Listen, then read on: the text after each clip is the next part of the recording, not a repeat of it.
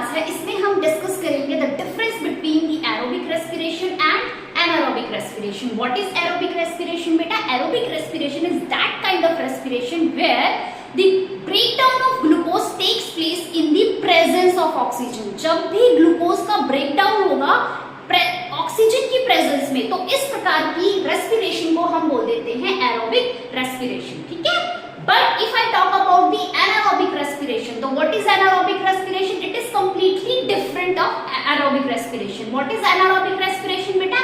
Anaerobic respiration is that kind of respiration in which the breakdown of glucose takes place in the absence of oxygen. जब भी glucose का breakdown होगा into the simpler substances और absence of oxygen में glucose का breakdown हो रहा है, तो this kind of respiration will be called as anaerobic respiration. बेटा energy is released in both the cases. Okay, energy is released in aerobic respiration as well as in anaerobic respiration.